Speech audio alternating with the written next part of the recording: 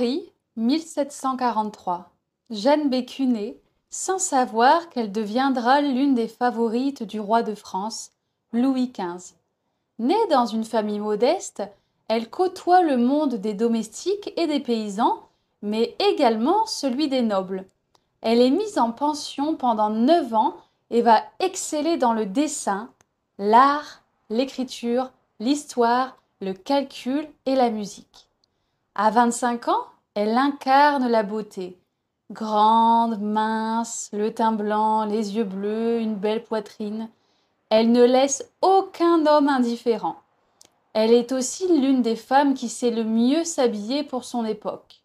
Elle porte des robes qui seront adoptées par les femmes de la cour à Versailles. Jeanne rencontre Jean du Barry, un libertin qui va la pousser à offrir ses charmes à d'autres hommes pour gagner sa vie. Versailles, 1768. Le roi Louis XV a 58 ans.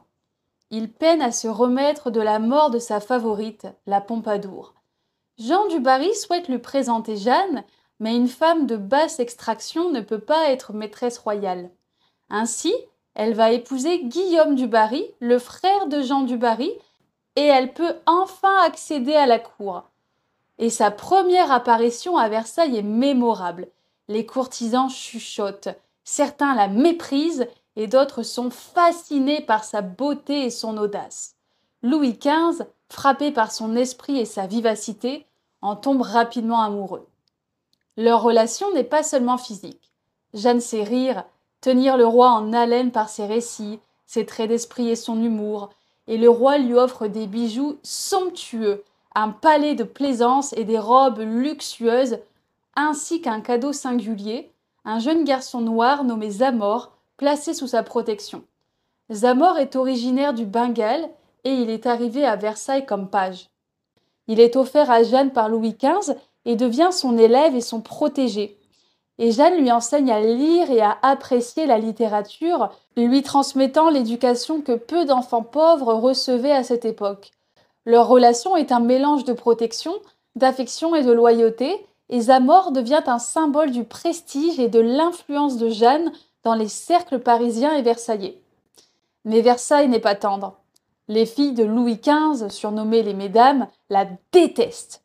Madame Adélaïde et Madame Victoire la considèrent comme une intruse vulgaire. Et la reine Marie Lenitchka, épouse du roi, refuse tout contact et témoigne ouvertement de son mépris. Et les rumeurs courent sans arrêt. On raconte que, lors d'un dîner, Madame Victoire a posé sa fourchette avec un geste dédaigneux dès que Jeanne est entrée.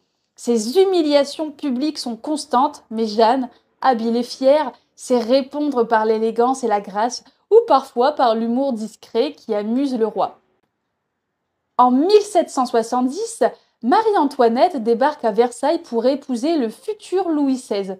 La jeune archiduchesse refuse catégoriquement de parler à Jeanne, voyant en elle un symbole de corruption et de scandale.